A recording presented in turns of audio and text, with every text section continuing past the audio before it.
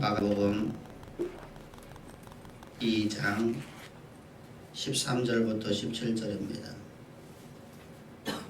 마가복음 2장 13절부터 17절입니다.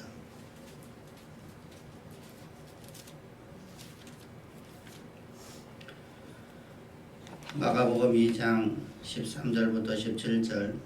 예수께서 바닷가에 나가심에 큰 무리가 나왔거늘 예수께서 그들을 가르치시니라.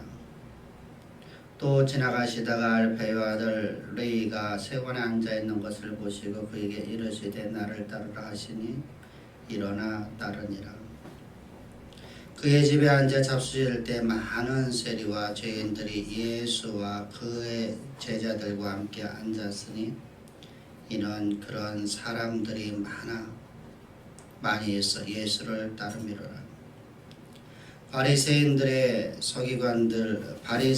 서기관들이 예수께 죄인 및 세리와 함께 잡수시는 것을 보고 그의 제자들에게 이르되 어찌하여 세리 및 죄인들과 함께 먹는가?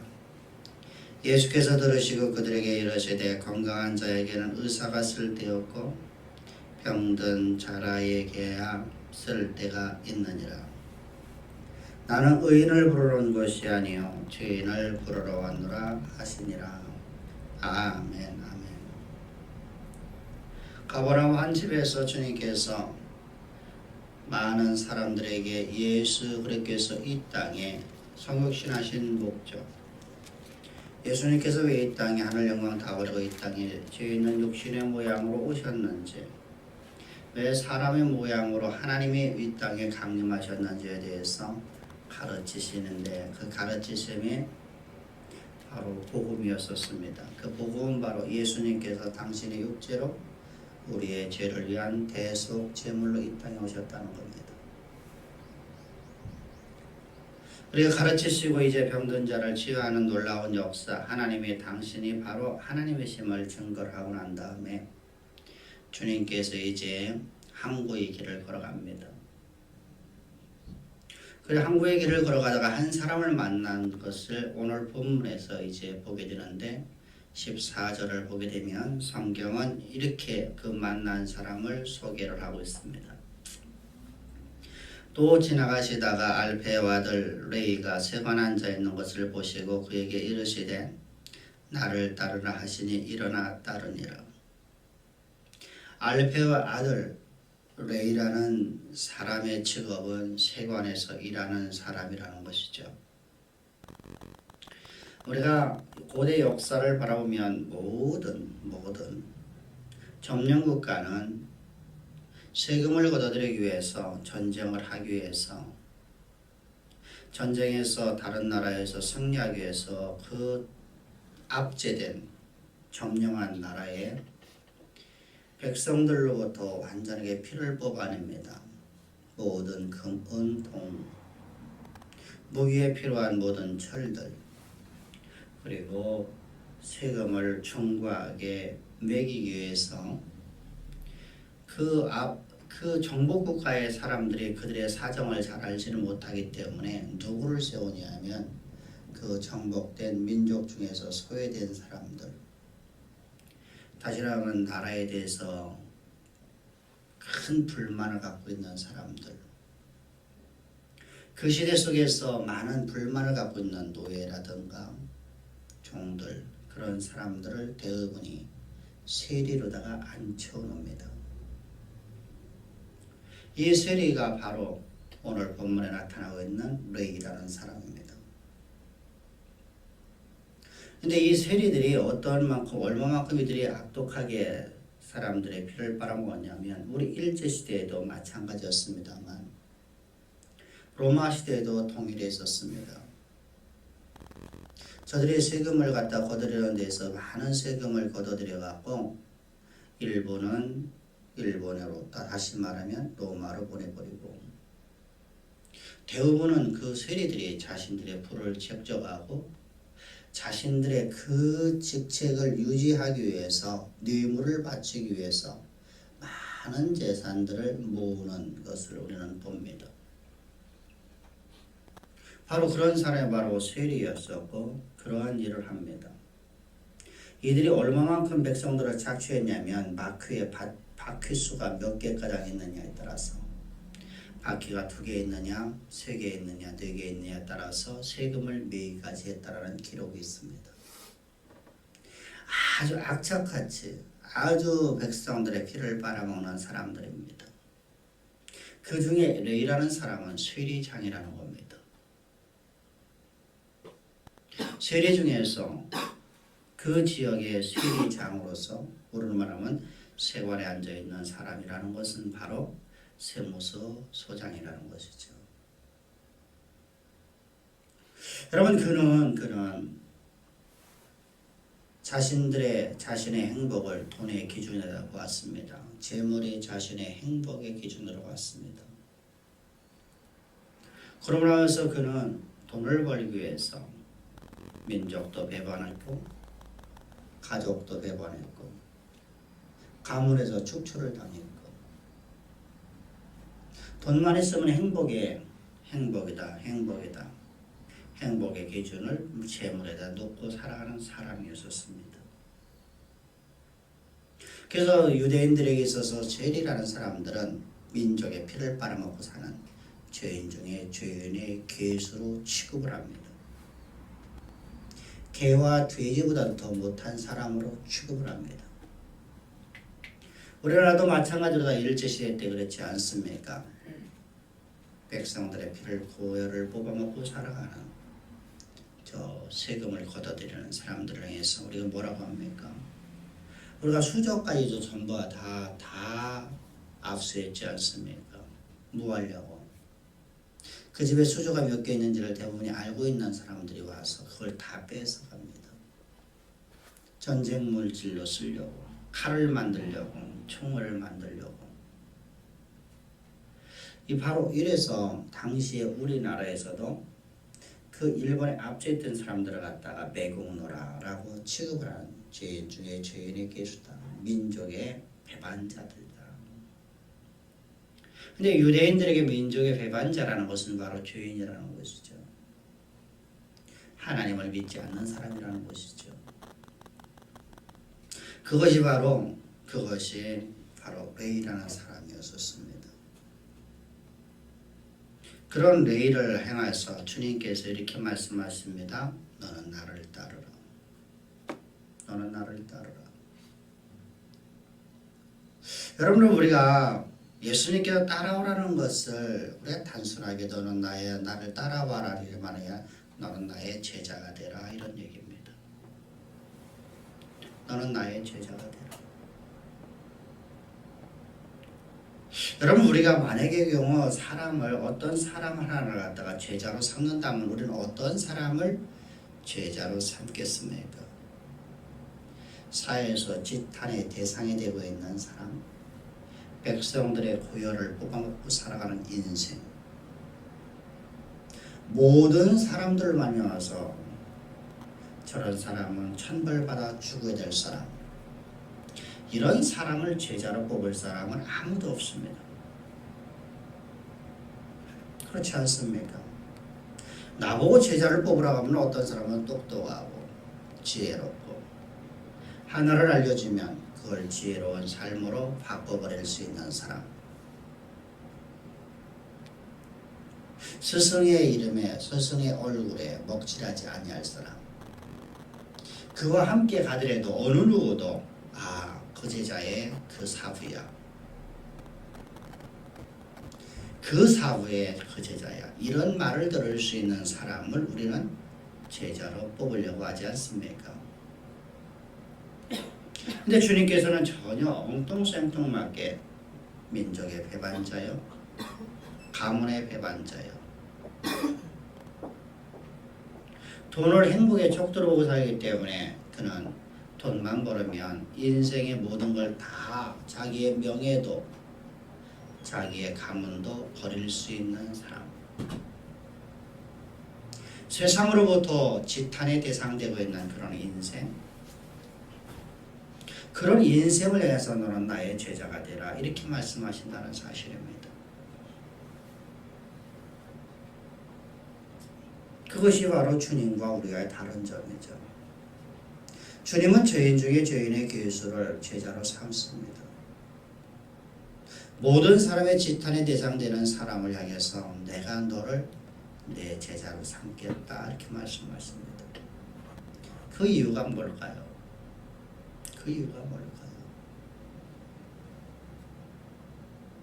그 이유는 여러분 로마서 5장 20절을 보게 되면 죄가 많은 곳에 은혜가 더욱더 충만하기 때문입니다. 로마 3장입니다. 3장. 오타가 나왔습니다. 로마 3장 20절을 보면 죄가 많은 곳에 은혜가 더욱더 충만하기 때문입니다. 그래서 여러분들 로마서 5장 20절이죠. 그래서 6장을 넘어가면서 이렇게 말씀하십니다. 로마서 6장 21절에서 은혜를 더하기 위해서 그렇다고 해서 너희가 죄에 더욱더 거하겠느냐. 그럴 수 없다는 겁니다. 죄가 많은 곳에 은혜가 더욱더 충만하기 때문에 역부로 너희들이 죄를 지을 수 있느냐? 그럴 수 없느니라. 이렇게 이제 로마서 5장과 6장을 연결해서 말씀하고 있는 것이죠. 여러분 바로 이것이 바로 하나님께서 우리를 부르신 목적입니다. 이유입니다.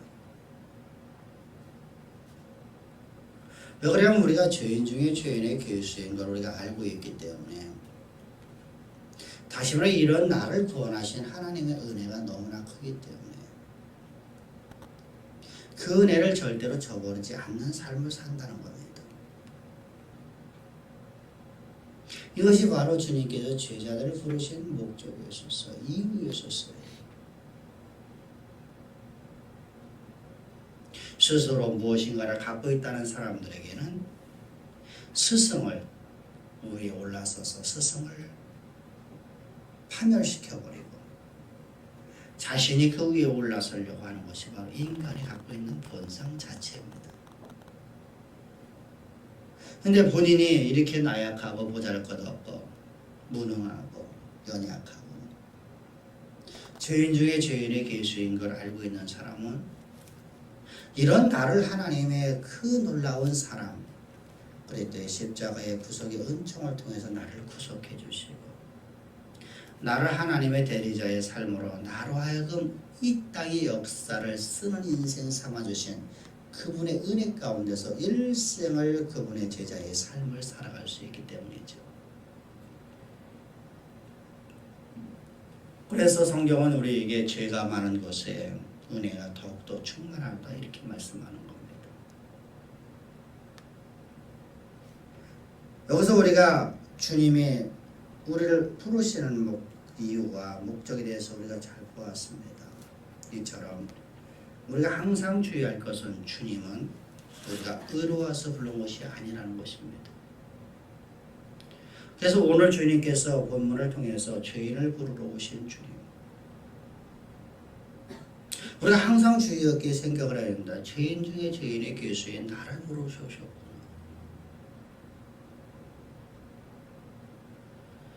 죄인을 불러 당신의 제자로 삼으시기 오신 주님. 그래서 17절은 우리에게 이렇게 말씀하십니다. 예수께서 들으시고 그들에게 이르시되 건강한 자에게는 의사가 쓸데없고. 여러분 의사는 여러분 모든 사람들이 질병이 없다 그러면 의사가 필요 없습니다. 의사는 여러분들 병든 자가 있기 때문에 의사가 필요한 것이죠. 질병이 없는 세계에 오면 의사가 필요 없죠.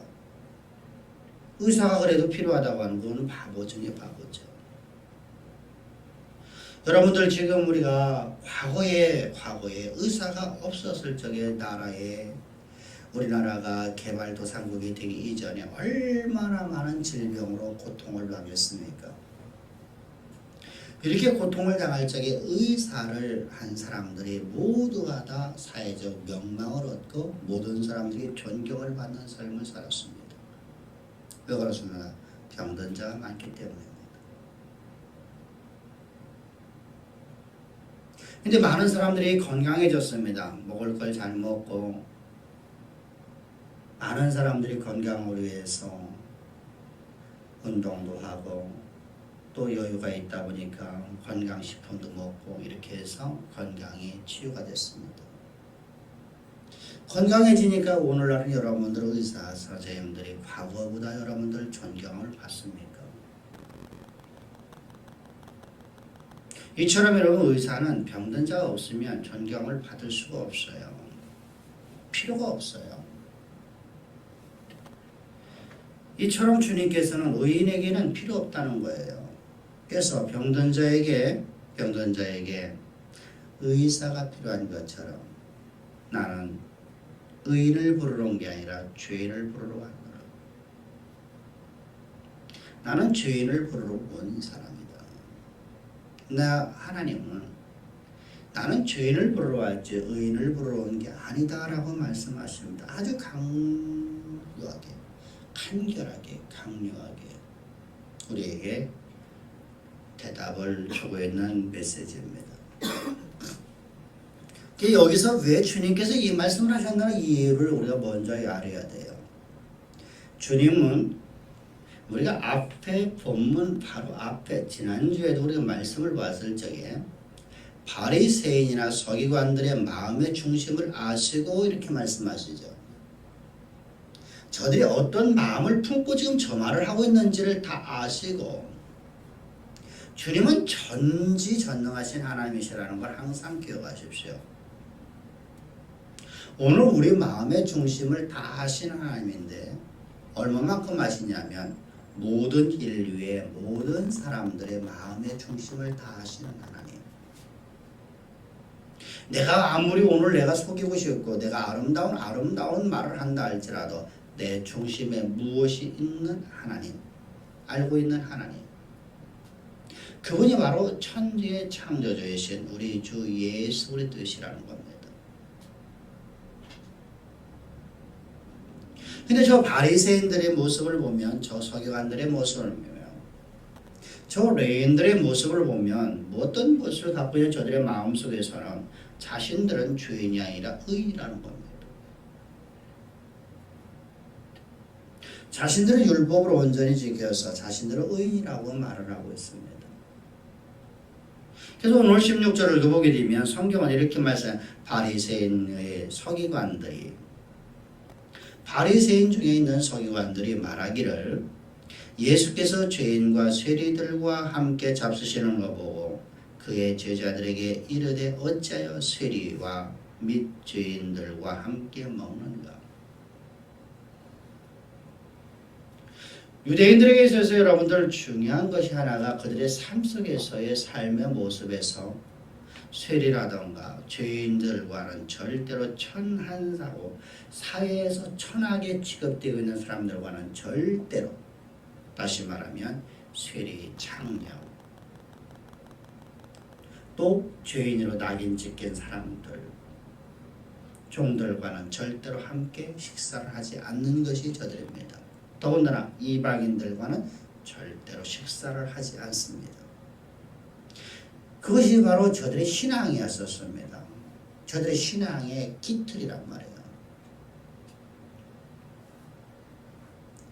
근데 주님께서 왜 저들과 함께 먹느냐? 이게 무슨 말이냐면 우리는 의인은 절대로 예수님이 바로 하늘로부터 오신 분이라면 죄인들과 함께 교제를 할 수 없다는 겁니다. 그것이 유대인들의 생각이었었어요. 사복음서를 보면 전체 안에서 이들 서기관이나 바리새인들 또 제사장들 유대 종교 지도자들과 유대 관원들은 항상 자신들에 의해서 자신들은 의인이라고 평가를 하고 있는 모습을 봅니다. 단 한 번도 자신들은 죄인이라고 말하지 않습니다. 아니 마음의 중심에서 자신들은 언제나 우리는 의로운 사람이다. 그 첫 번째가 아브라함의 씨로 태어났기 때문이고 두 번째 우리는 율법을 온전히 지켰기 때문이다. 이렇게 말을 합니다. 근데 로마서 3장 10절을 보면 의인은 없나니 하나도 없도다. 의인은 없나니 하나도 없도다. 또한 로마서 3장 23절을 보게 되면 성경은 우리에게 말씀 모든 사람이 죄를 범하였으며 하나님의 영광에 이르지 못하다.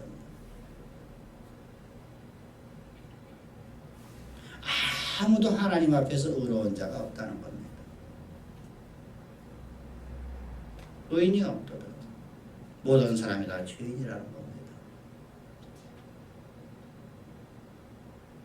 만약에 여러분들 모든 사람이 죄 가운데 가두어지지 않았더라면 예수님이 이 땅에 오실 이유가 없습니다.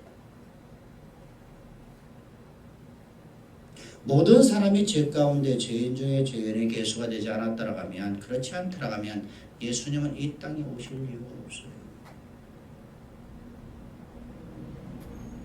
우리는 이렇게 생각을 합니다. 예수님께서 이스라엘의 400년이라는 그 암흑기간 이전에 아니 저 바벨론의 포로 이전에 주님께서 오셨더라면 더 좋았지 않았을까? 우리는 항상 그런 생각들을 품죠. 주님께서 이때 해주지 않고 그보다 좀 일찍 해주면 좋지 않을까? 근데 만약의 경우 주님이 그때 오신다고 하면 당시에는 구원문이 2개가 되게 됩니다. 이 의인들이 있었거든요. 무슨 말이냐면 믿음으로 제사를 드려서 구원받은 백성들이 있었거든요. 그러므로 예수 그리스도의 십자가의 구속의 은총이 필요 없게 되는 겁니다. 어떤 자에게는 필요하고 어떤 자에게는 필요가 없게 됩니다. 그런데 주님이 이 땅에 오셨을 적의 당시의 상황은 어떠냐면 의인이 하나도 없어요. 어떤 누구도 스스로 의인이라고 말하는 모든 사람들이 율법을 온전히 지켰다고 말하는데 율법을 지킬 수 있는 사람이 아무도 없다는 사실을 우리는 인식을 먼저 해야 됩니다. 여러분 문제가 바로 율법이라는 거예요. 율법의 기능, 율법의 목적, 율법의 역할을 이해를 먼저 해야 됩니다. 율법의 목적은 무엇입니까? 우리로 하여금 하나님과 화목하게 만드는 것이 바로 율법의 목적입니다. 근데 문제는 율법의 목적을 이룰 수 있는 사람이 아무도 없다는 것입니다. 왜 그러냐면 율법의 기능이 율법을 지켜서 우리가 하나님의 거룩한 백성이 되는 것이 아니라 율법은 우리로 하여금 죄를 더욱더 죄되게 만드는 것이라는 것이죠. 율법은 우리를 더욱더 죄를 죄되게 만들어서 은혜 가운데 은혜가 더욱더 은혜되게끔 만들게 하기 위한 법이 바로 율법이라는 거예요. 그렇잖아요. 1만 달러의 빚을 빈 사람이 빚을 탕감을 받는 것과 1달란트의 빚을 탕감받는 사람의 은혜는 어떤 사람이 더 큽니까? 1만 달란트가 더 크지 않습니까? 바로 이렇게 우리가 은혜 가운데서 영원토록 하나님의 자녀로서 하나님을 떠나지 않고 살아갈 수 있는 배반하지 않는 삶을 살게 하기 위해서 율법의 기능이 어떤 기능인가 하면 율법을 더욱더 죄가 죄되게 만드는 거예요. 내가 죄가 되어서 더욱더 죄되게 만들으니까 내가 살 길이 없어요. 그래서 율법이 이제 우리를 죄를 깨닫게 하고 우리로 하여금 죄를 깨달은 우리는 이제 예수께로 인도하여 그리스도의 십자가의 구속의 은총을 통해서 내가 죄사함을 받는 하나님의 은혜를 받는 하나님의 은총을 받는 은혜를 받는 삶으로 인도하는 몽학선생, 초등선생의 역할을 하는 것입니다. 그것이 바로 율법의 기능이에요. 그럼 율법의 역할은 아까 말씀드린 죄를 더욱더 죄되게 만드는 거예요. 율법의 역할이 한 가지였다 한 가지. 죄를 더욱더 죄되게 만드는 거예요. 그래서 은혜가 더욱더 충만한 자로 내가 나아가게끔 하게 하는 것이 바로 율법의 역할입니다. 이처럼 여러분들은 하나님께서 율법을 주실 적에 인간으로 하여금 율법을 지킬 수 있는 법을 주신 법이 없다는 사실입니다. 율법은 사람이 지킬 수 없는 법을 주시는 거예요. 분명히 이렇게 살아가야 될 사람의 본분입니다. 하늘나라의 천국 백성으로는 반드시 이런 삶을 살아가야 되는데 이것은 우리가 이 땅에 인간의 육신을 갖고 있는 삶으로는 절대로 지킬 수 없고 영화로운 몸이 되어야만 지킬 수 있는 법이라는 것이죠.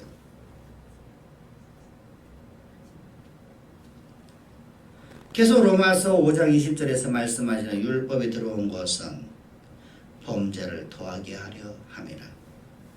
그러나 죄가 더한 곳에 은혜가 더욱 넘쳤나니. 여러분, 그래서 나는 오늘도 주님이 십자가의 구속의 은총이 없으면 살아갈 수 없습니다. 오늘 나는 예수님이 없이는 나는 한 발자국도 나는 일어설 수가 없습니다. 아무런 힘이 없습니다. 나는 무능한 자입니다. 나는 오늘도 하나님의 영이 나를 지배하지 않고 말씀이 나를 사로잡지 아니하면 나는 한 발자국도 걸어갈 수 없는 무지렁이 같은 존재일 뿐입니다. 라는 고백이 나오는 겁니다. 이것이 바로 율법의 목적입니다. 율법의 목적이 이제 하나님과 나와 화목하게 만드는 것이죠. 바로 그리스도의 십자가의 구속을 은총을 통해서 내가 오늘도 내가 죄인 중에 죄인의 귀수인 내가 하나님의 거룩한 백성 의인이 된 걸 보게 만드는 겁니다. 그럼 이게 죄인된 삶에서 낱낱이 지은 범죄를 만약에 우리가 죄를 범하지 않는다고 하면, 다시 말하면 우리가 삶 속에서 낱낱이 있는 죄를 범해서 죄인이 되는 것이라고 하면 내가 낱낱이 있는 범죄를 짓지 아니하면 나는 의인이 된다고 하는 것입니다. 이것이 바로 유대교의 사상이에요. 유대교의 교리예요. 이것이 여러분 오늘날 교회의 교리가 되고 있지는 않습니까?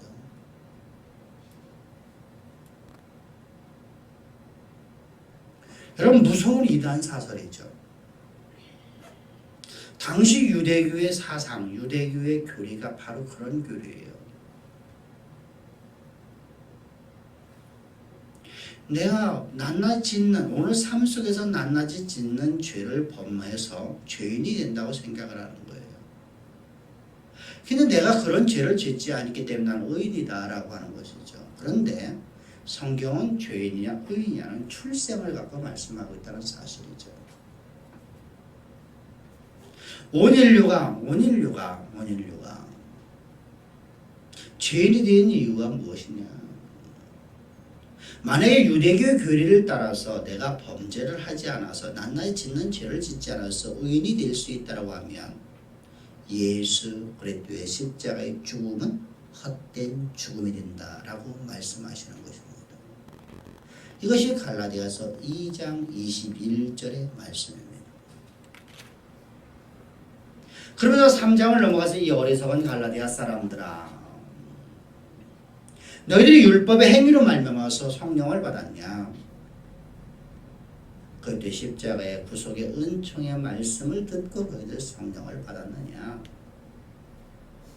내가 너희 가운데 전할 적에 내가 오직 그리스도의 십자가의 도의 외에 아무것도 전하지 않았는데 그때 너희들이 그 말씀을 듣고 너희들 성령을 받았지 않니? 근데 너희들이 어떻게 이렇게 속히 예수 그리스도의 십자가의 구속의 은총의 십자가의 복음을 너희들이 속히 떠나서 다른 이상한 걸 쫓느냐? 이것이 바로 갈라디아서 3장 21절부터 시작해서 계속해서 6장 17절까지 말씀하고 있는 내용입니다. 하나의 이야기예요. 여러분 만약에 오늘 진정으로 우리가 예수 그리스도의 십자가의 구속이 필요가 없는 내가 거룩해질 수 있는 방법이 있다면 예수님이 뭐하러 하늘 영광 다 버리고 이 땅에 죄 있는 육신의 모양으로 오셨겠습니까? 쓸데없는 죽음을 하러 오셨습니까? 주님이 여러분들 예수 그리스도에서 이 땅에서 여러분들 우리의 대속죄를 이루셨다고 말씀하셨을 적에는 여러분 모든 인간이 다 죄 가운데 갇혀져 있는 죄인 중에 죄인들의 괴수였기 때문입니다. 왜 그렇습니까? 모두가 다 아담 안에서 출생했기 때문이라는 겁니다. 그래서 로마서 6장을 보여요. 6장 12절부터 시작해서 19절을 통해서 아담 안에서의 출생이 바로 죄인인 걸 말씀하고 있습니다. 그러므로 한 사람으로 말미암아 죄가 세상에 들어오고 죄로 말미암아 사망이 들어왔나니 이와 같이 모든 사람이 죄를 지었으므로 사망이 모든 사람에게 이르렀느니라. 한 사람으로 말미암아서 사망이 모든 사람에 임하였다는 겁니다. 한 사람 아담 안에서 모든 사람이 출생했기 때문에 출생 때문에 그 죄인에게서 출생된 사람은 죄인이라는 겁니다.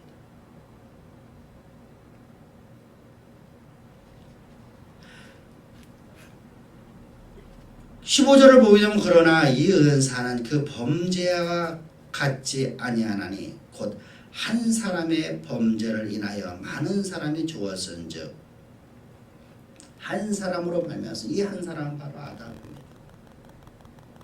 아담 때문에 모든 사람이 죄인 되었다는 겁니다.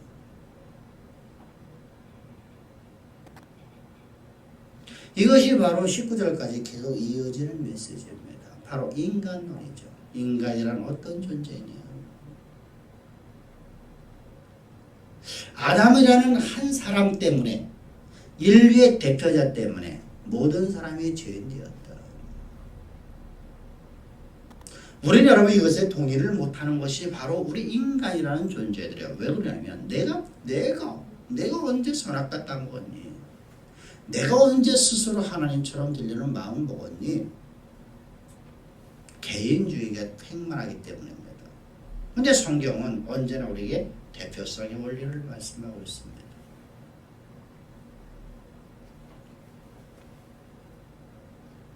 고대 사회뿐만 아니라 지금도 동일하게 주님은 우리에게 말씀하십니다. 한 사람의 범죄함으로 모든 사람이 죄인인 것처럼 한 사람이 그래서 19절을 이렇게 말씀하시죠. 한 사람이 순종치 아니함으로 많은 사람이 죄인된 것 같이. 이 한 사람이 누굽니까? 아담이 스스로 하나님처럼 되려는 마음을 품어서 죄인 되어서 모든 사람이 그 안에 출생이 되기 때문에 죄인 되었다. 그런데 한 사람이신 예수께서 이 땅에 오셔서 우리를 위한 대속제물로 십자가에 못 박혀 죽으심으로 그분의 희생으로 말미암아서 그분의 대속제 제물 되심으로 말미암아서 모든 사람이 의인이 되었다. 여러분, 주님은 여러분들 모든 사람을 이렇게 죄인 된 이 존재를 거룩한 하나님의 백성 삼으려고 주님은 이 땅에 죄 있는 육신의 모양으로 오셔서 죄인을 부르시는 것입니다. 바로 그분이 바로 나의 주, 나의 하나님, 나의 예수 그리스도이십니다. 이 놀라운 사랑, 이 놀라운 은혜를 받고 우리는 하나님의 거룩한 백성 된 사람들입니다. 이렇게 하나님의 거룩한 백성들 우리를 향해서 말씀하신다. 내가 내 안에, 내가 내 안에. 그리하면 무엇이든지 구하라 내가 주리라.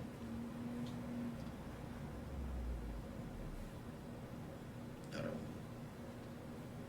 이때 우리의 모든 구하는 것은 내 뜻을 구하는 게 아니라 내 안에 살아계신 그리스도께서 하나님의 뜻을 구하는 삶을 살게 되는 것입니다.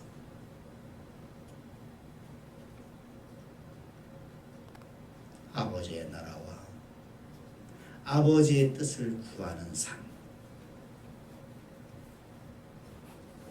그래서 내 말이 너희 안에 거하고 너희가 내 안에 거하면 이렇게 말씀하시는 거예요. 그러므로 우리 말씀을 침잠하기를 주의로 축복합니다.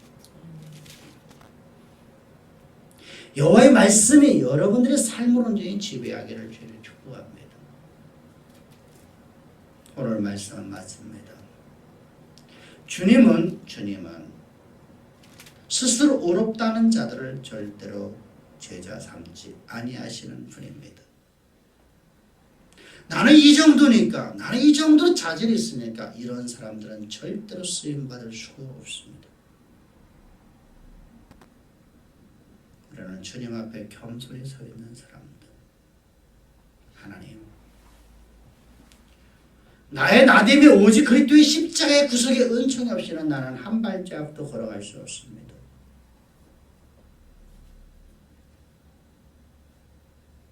나는 오늘도 주님의 십자가의 그 구속의 은총이 없으면 일어설 힘도 없는 존재입니다. 이것이 여러분들 그저 우리 입술에 나오는 하나의 그냥 앵무새의 말이 아니라, 구간조의 말이 아니라, 여러분 까마귀도 말을 하더라고요. 나 깜짝 놀랐어요. 까마귀도 사람의 말을 해요. 비록 정확하지는 못하지만 어느 정도는 따라하더라고요. 그런 존재가 아니라 내 마음의 중심에서 진정으로 나는 하나님, 나는 당신이 없으면 난 한 발짝도 걸어갈 수 없어요 라는 고백이 우리 나오는 삶이 우리 되어지며, 하나님은 우리를 통해서 이 역사의 무대를 써내려가는 인생으로를 삼는 겁니다. 이 시대의 역사를 쓰기를 원하시는 우리의 주양의 사랑하는 성도들입니다. 그것은 여러분들이 원함이 아니라 하나님의 원함입니다. 그런 하나님의 원함의 삶을 살아갈 수 있도록 하나님의 뜻을 역사의 무대 가운데 이루는, 아버지의 뜻을 이루는 삶을 살아가려고 하며,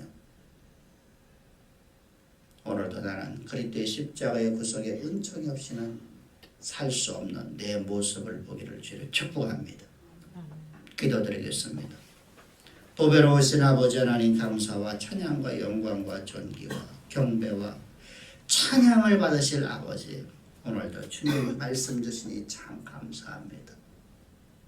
오늘도 우리를 향한 하나님의 뜻이 역사의 무대 가운데 온전히 이루어지는 삶으로 우리를 이끌어 가시기 위해서 오늘도 주의 생명의 말씀을 해주신 아버지 하나님, 참으로 감사합니다.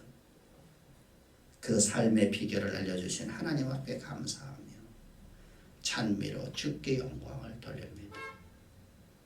주께 영광 돌리는 보배로운 자녀들 말씀으로도 충만케 하시고, 말씀이 우리의 삶을 온전히 지배할 수 있도록 은혜 위에 은혜를 더하실 줄을 믿사오며 감사하며 예수님의 이름으로 기도합니다. 아멘.